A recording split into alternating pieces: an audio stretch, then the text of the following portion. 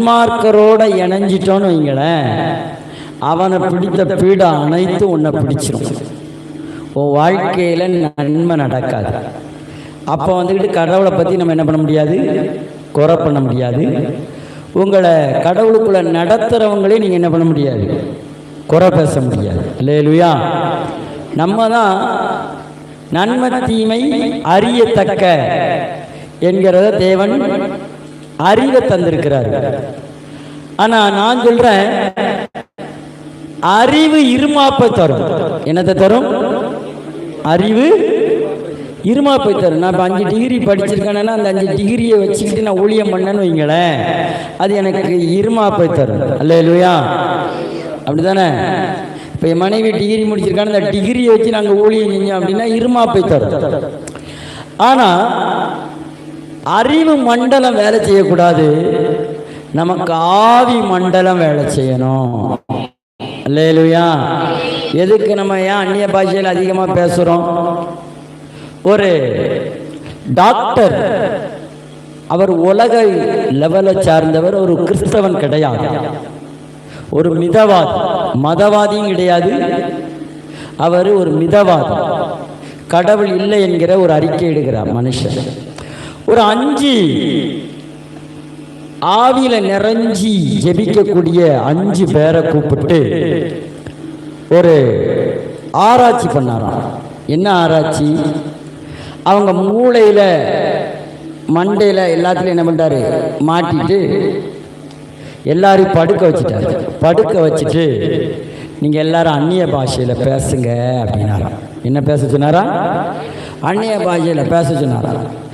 எல்லாரும் அந்நிய பாஷை பேசும்போது அவங்களுடைய மானிட்டரில் பார்த்தா யாருடைய அறிவு, அதாவது முன்மூளை, நடுமூளை, பின்மூளை வேலை செய்யல.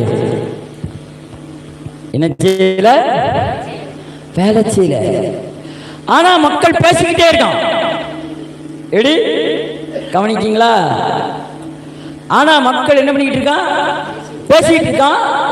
ஒருத்தர் அந்நிய பாஷை பேசிக்கிட்டு இருக்கான், ஒருத்தர் ஹிந்தியில் பேசுகிறான், ஒருத்தர் தெலுங்கில் பேசுகிறான், ஒருத்தர் இங்கிலீஷில் பேசுகிறான், ஒருத்தர் எபிரேய பாஷை பேசிக்கிட்டு இருக்கான், ஒருத்தர் ஹீப்ரு ஒருத்தர் கிரேக்க பாஷை பேசிக்கிட்டு இருக்கான். 5 பேருமே பேசிக்கிட்டு இருக்கான். ஆனால் மூளை மட்டும் என்ன செய்யலையா? வேலை செய்யலை. அப்போ தான் அவர் ஆராய்ச்சியில் கண்டுபிடிச்சாரா, இருதயம் நல்ல வேலை செய்யுது, காற்று நல்லா ஓடுது, பாச நல்லா பேசுறான், ஆனா மூளை மட்டும் வேலை செய்யல. அப்படின்னா இது ஏதோ ஒரு தேவ செயல். அல்லேலூயா, அல்லேலூயா. அதனாலதான் ஆவியில் நடத்தப்படுகிறவர்கள் தேவனுடைய புத்திரர். தம்பி, ஒரு நாள் உனக்கு யோனா கதை சொல்லி தந்தானா இல்லையா? யோனா கதை சொன்னா வெள்ளிக்கிழமை வரும்போது அந்த யோனாவோட கதையோட நீ போயிட்டல. அதுக்கப்புறம் உனக்கு எவ்வளவு சம்பவம் நடந்தது, திரும்ப நீ நினைவுக்கு வந்த பிறகு நன்மை நடந்தது. ஏன் இதை சொல்லுதனா,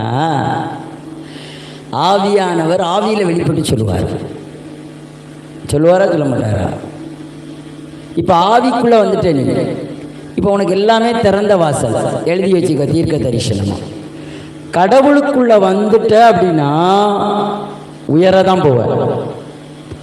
உன்னை குறித்து சொல்லப்பட்ட தீர்க்க தரிசனங்கள், உன்னை குறித்து சொல்லப்பட்ட வாக்கு தத்தங்கள், உன் மேல இருக்கிற அபிஷேகம், உன் தொழில் மேல இருக்கிற வல்லமைகள், உன்னை காட்டிலும், உனக்கு முன்னாடி இருந்த 50 வருஷத்துக்கு முன்னாடி இருந்தவர்கள் எல்லாத்தையும் காட்டிலும் நீதான் சிறந்து விளங்குவ.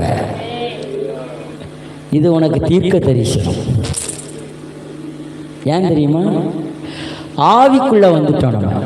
நம்ம கண்ணு இப்போ எங்கே திறக்கப்படணும்? எல்லாரும் உங்களுடைய இருதயத்தில் கண்ணை கையை வைங்க.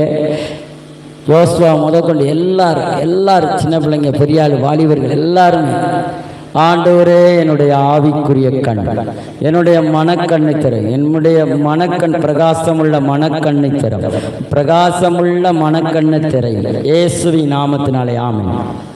நம்ம ஒரு நல்ல ஜெப வீரர்கள்னா நமக்கு என்ன திறக்கணும்? என்ன திறக்கணும்? ஆவிக்குரிய கண்கள் திறக்கணும். ஆவிக்குரிய கண்கள்